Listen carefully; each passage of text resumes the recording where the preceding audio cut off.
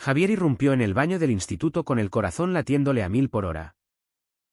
Las lágrimas rodando por sus mejillas mientras intentaba ocultar el secreto que lo consumía.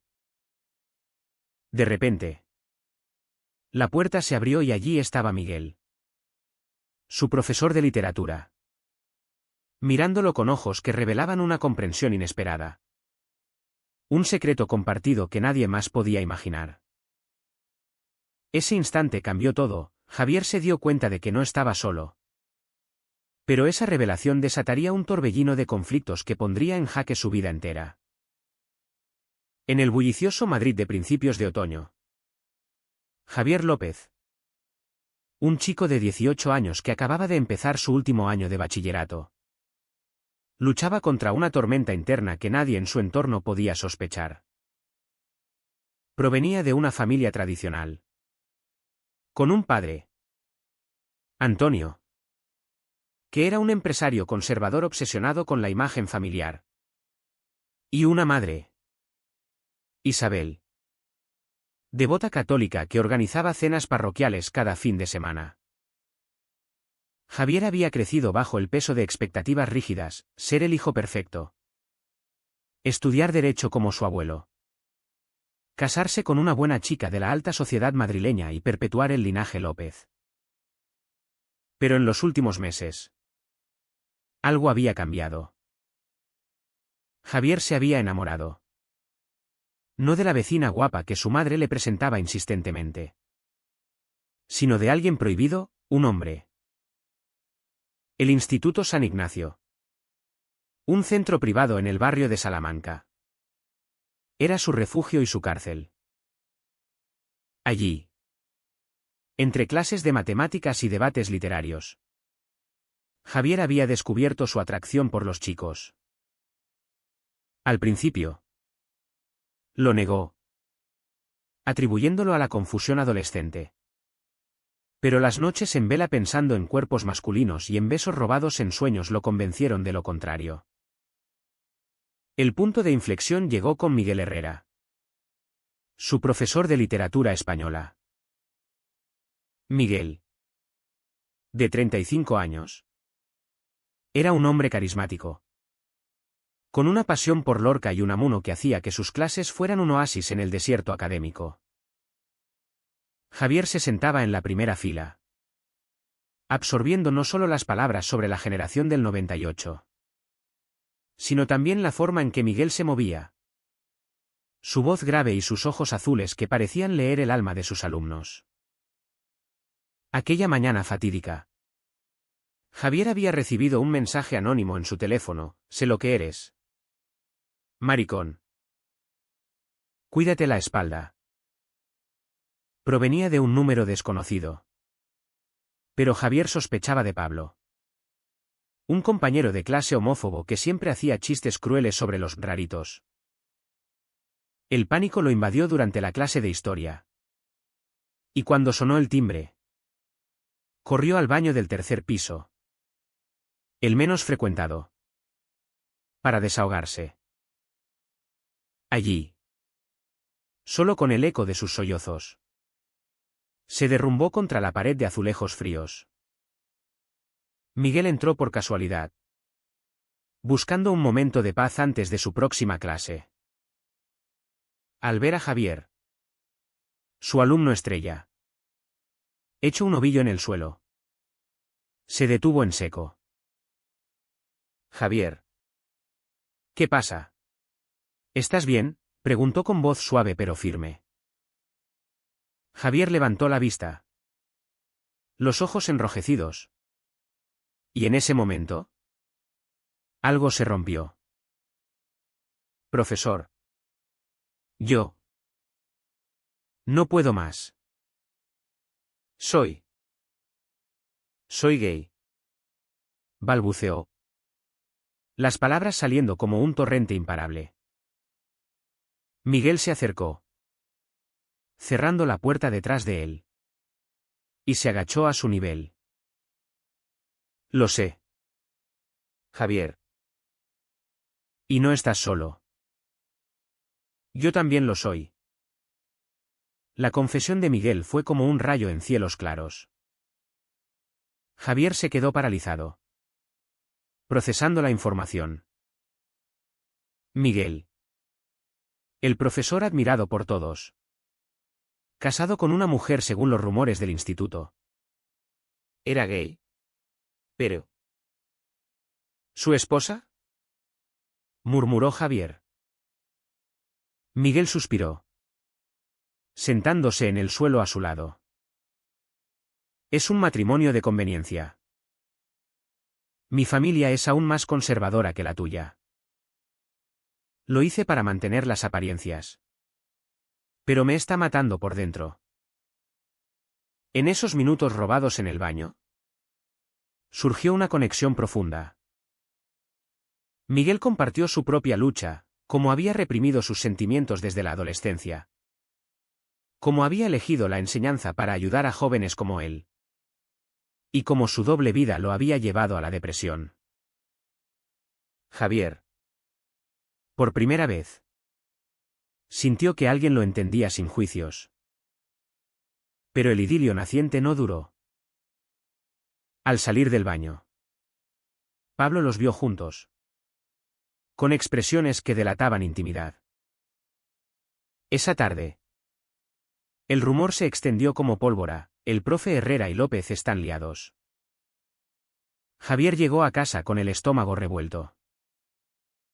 Su padre lo esperaba en el salón, con el teléfono en la mano. He recibido una llamada del director. ¿Qué demonios pasa en ese instituto?, gritó Antonio. Javier negó todo. Pero la semilla de la duda ya estaba plantada. Esa noche, mientras yacía en su cama, Javier se debatía entre la euforia de haber encontrado un alma gemela y el terror de las consecuencias.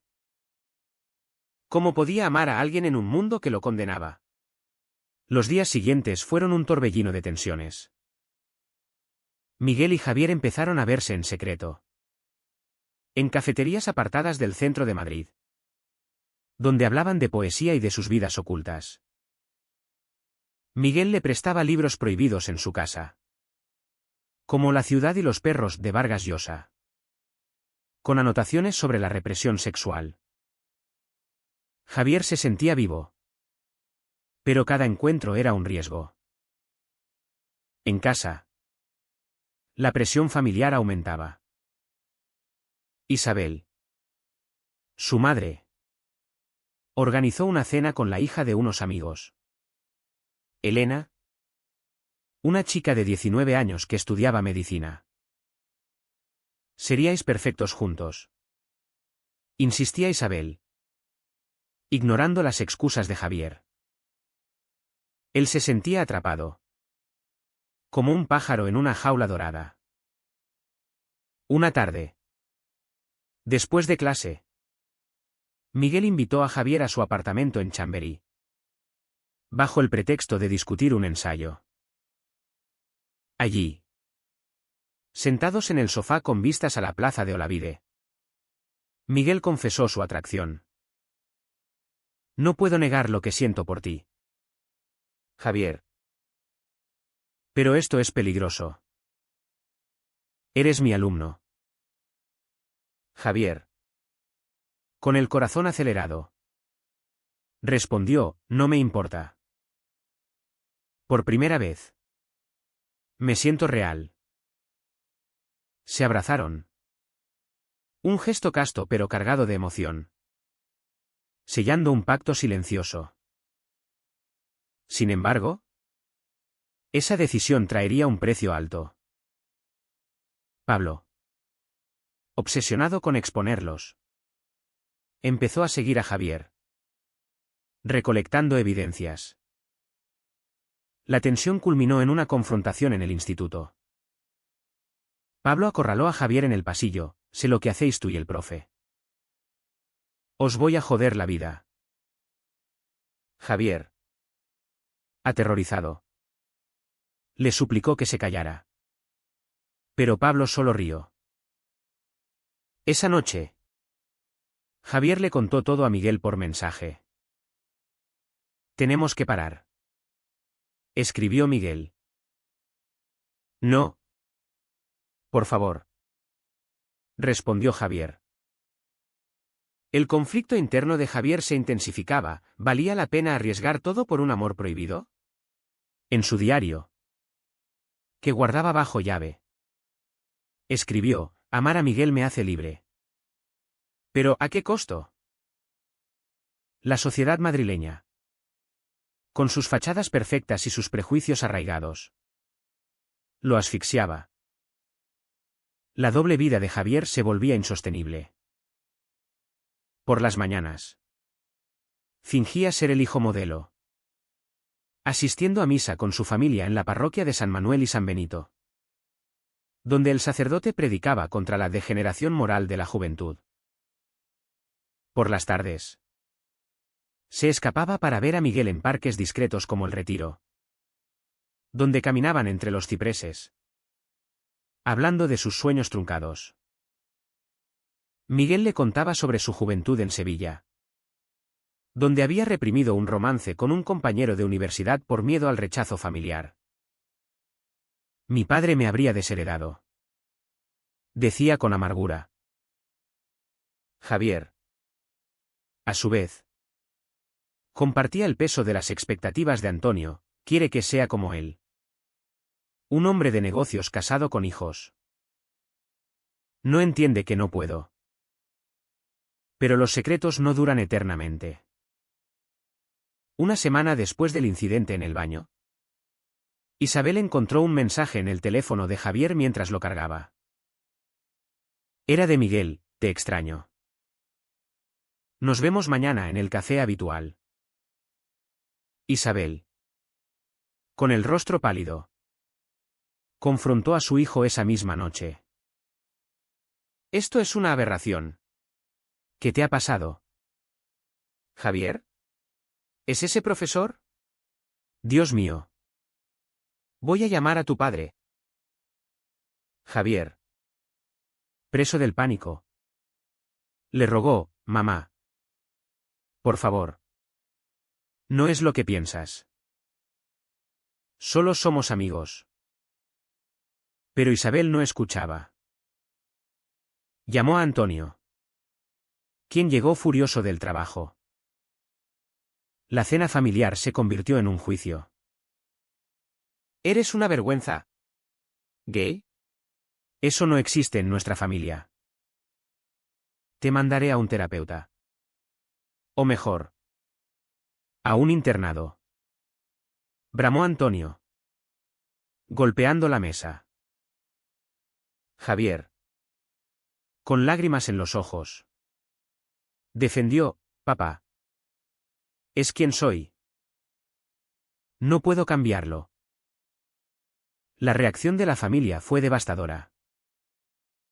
Antonio cortó el acceso de Javier a su teléfono y lo confinó en casa, prohibiéndole salir salvo para el instituto. Isabel, entre sollozos, rezaba novenas por su hijo perdido, consultando con el párroco sobre exorcismos modernos. Javier se sentía traicionado por sus propios padres, que priorizaban la imagen social sobre su felicidad. En el instituto, las cosas empeoraban. Pablo había difundido el rumor. Y ahora Javier era el blanco de burlas. Oye, López, el profe te da clases privadas. Miguel, consciente del escándalo, intentó mantener distancia. Pero su preocupación lo traicionaba. En una reunión con el director, Miguel defendió a Javier: es un alumno excelente. Los rumores son infundados. Pero el director, un hombre conservador, lo advirtió: cuida tu reputación. Herrera. Esto podría costarte el puesto. Miguel luchaba con su propia culpa. Casado con Laura, una mujer que conocía su secreto pero aceptaba el arreglo por conveniencia social. Miguel se sentía atrapado en un matrimonio vacío. Laura, una abogada de 34 años, Le había propuesto el pacto años atrás: vivamos como amigos. Mantengamos las apariencias. Pero ahora, con Javier en escena, Miguel cuestionaba todo. Estoy traicionando a todos, a Laura, a mis alumnos, a mí mismo. Le confesó a su mejor amigo, un colega profesor, en una taberna de Malasaña. El amigo le aconsejó: termina esto antes de que destruya vidas. Pero Miguel no podía. Javier era su salvación. El espejo de su juventud reprimida. Javier, aislado en casa, tomaba decisiones drásticas. Robó el teléfono de su madre para contactar a Miguel: necesito verte. Mi familia me está matando. Se encontraron en una biblioteca pública en Chueca, el barrio gay de Madrid, donde por primera vez Javier vio parejas del mismo sexo caminando de la mano. Aquí podría ser libre, pensó. Miguel, nervioso, le dijo: tenemos que ser cuidadosos. Tu padre podría denunciarme. Pero la pasión los venció. Y en un rincón apartado, se besaron por primera vez. Un beso tierno que sellaba su compromiso. Sin embargo, Pablo los había seguido y tomó una foto. Al día siguiente, la imagen circulaba en un grupo de WhatsApp del instituto. El escándalo explotó. El director convocó a una reunión de emergencia. Antonio, furioso, irrumpió en el despacho: ese hombre ha corrompido a mi hijo. Lo demandaré. Miguel, pálido, negó cualquier impropiedad, solo lo ayudaba con sus problemas emocionales. Pero la evidencia era abrumadora. Laura, enterada por Antonio, confrontó a Miguel en casa: sabía de tus inclinaciones. ¿Pero con un alumno? Esto nos destruye a todos. Miguel, roto, admitió: lo amo. Laura, no puedo seguir mintiendo. Ella, herida, le dio un ultimátum: elige, tu carrera o él. Javier, en medio del caos, enfrentaba su propio dilema moral. ¿Era correcto perseguir su amor a costa de la ruina familiar? En una noche de insomnio, escribió una carta a sus padres: no elegí ser gay, pero elijo ser honesto. Si me rechazan, perderán a su hijo. Al entregarla, Isabel lloró: te quiero, pero la sociedad nos juzgará. Antonio, en cambio, lo ignoró durante días, sumido en su orgullo herido. Javier se sentía culpable, como si su identidad fuera un arma contra los que amaba. La presión social se intensificaba. En las redes, anónimos atacaban a Javier: maricón. Vete del instituto. Amigos de la familia murmuraban en las cenas: pobre Antonio, con un hijo así. Javier cuestionaba sus elecciones: ¿había sido egoísta al confesarle a Miguel? Debería haber reprimido sus sentimientos por el bien mayor. Miguel, por su parte, consideraba renunciar a su puesto para proteger a Javier. Perderé todo, pero ganaré mi libertad, pensó.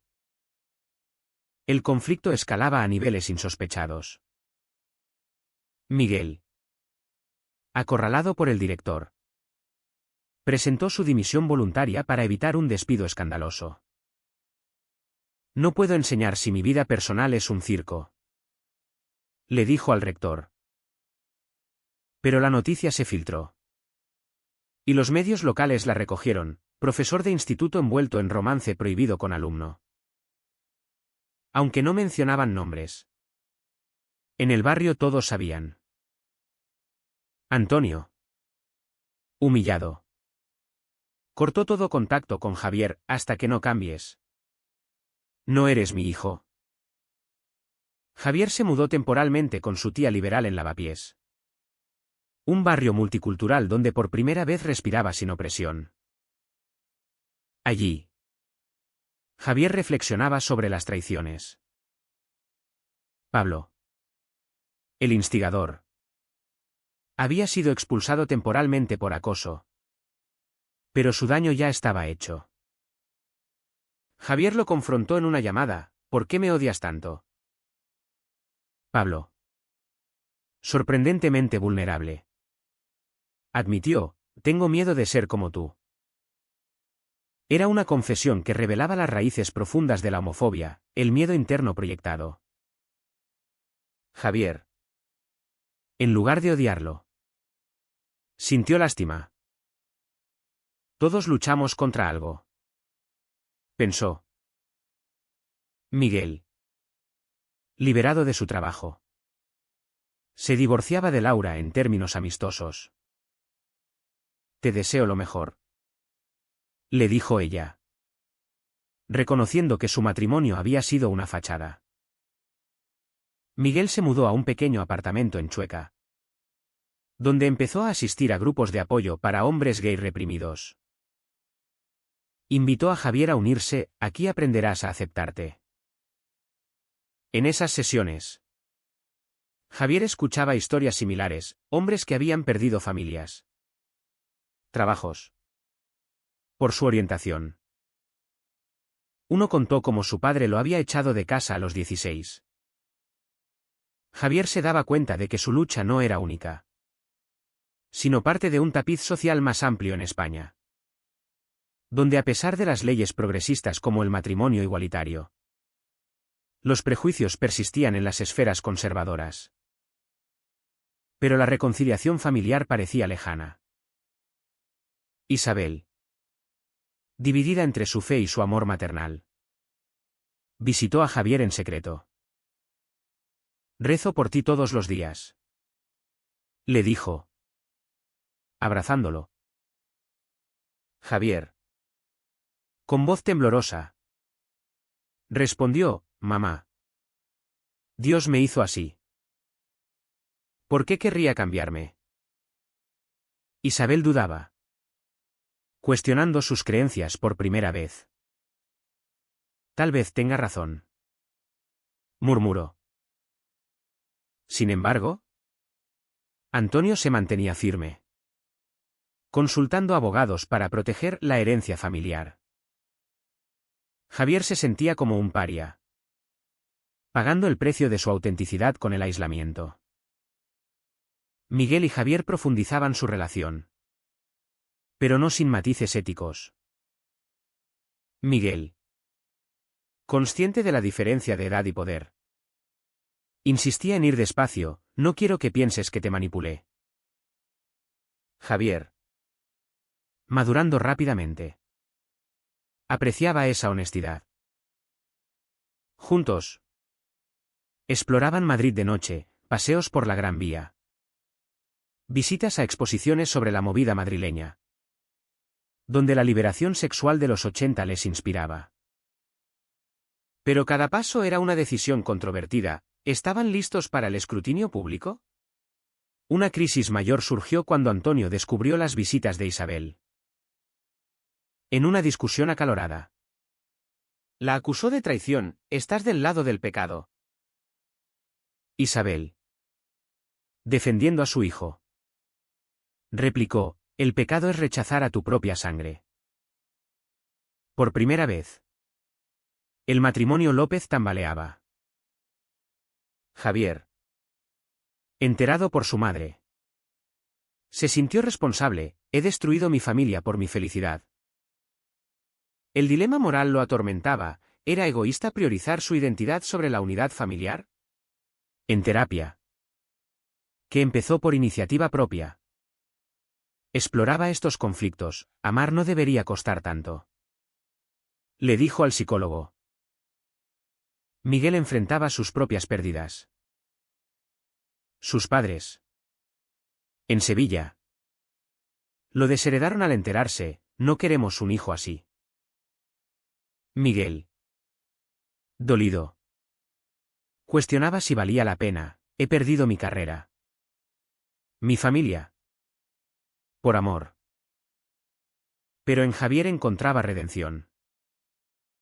Tú me has dado coraje. Le dijo en una cena improvisada. Javier. A su vez.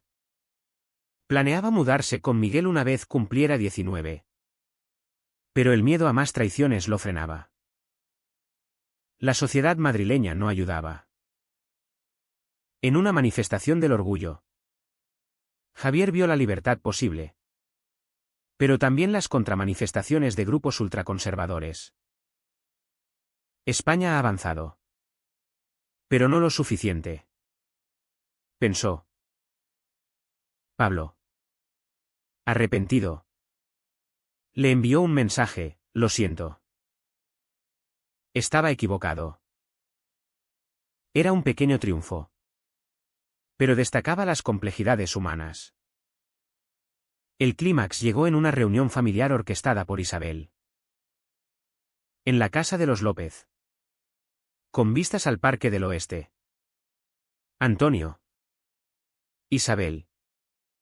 Javier y Miguel se sentaron en la mesa del comedor. Antonio. Con rostro endurecido. Inició, esto tiene que acabar. Javier. Elige, tu familia o esta. Aberración. Javier. Con voz firme por primera vez. Respondió, papá.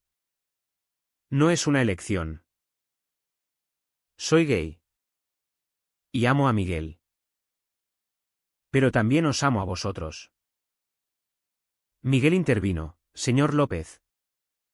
No busco dañar a su familia. Solo quiero que Javier sea feliz. Antonio. Furioso. Reveló su propia lucha, mi hermano era como tú. Javier. Murió solo porque no lo aceptamos. No quiero repetir eso. Pero me aterra el que dirán. Era una confesión impactante. Revelando que el rechazo de Antonio era miedo disfrazado. Isabel. Con lágrimas. Me dio, Antonio. Hemos perdido suficiente. ¿Aceptémoslo? La tensión se rompió cuando Antonio. Quebrado. Abrazó a Javier, perdóname. Hijo. Tengo mucho que aprender. No era un final feliz inmediato. Pero un comienzo. Miguel. Respetuoso. Prometió, daremos tiempo. Javier se sentía aliviado. Pero consciente de las cicatrices, las traiciones. Las pérdidas. Habían cambiado a todos. Meses después. Javier estudiaba literatura en la Complutense. Inspirado por Miguel. Quien había encontrado un nuevo trabajo en una escuela progresista. Su relación florecía. Pero con lecciones aprendidas, la honestidad cuesta. Pero la represión destruye. La familia López se reconstruía lentamente. Asistiendo a terapia grupal. Pablo. Transformado. Se convirtió en un aliado inesperado. Uniéndose a un club LGTB en el instituto. Javier reflexionaba en su diario, he pagado con dolor. Pero he ganado libertad. ¿Valió la pena? La sociedad española. Con sus contradicciones. Seguía evolucionando. Pero para individuos como él. Cada paso era una batalla. ¿Es correcto sacrificar la unidad familiar por la autenticidad personal?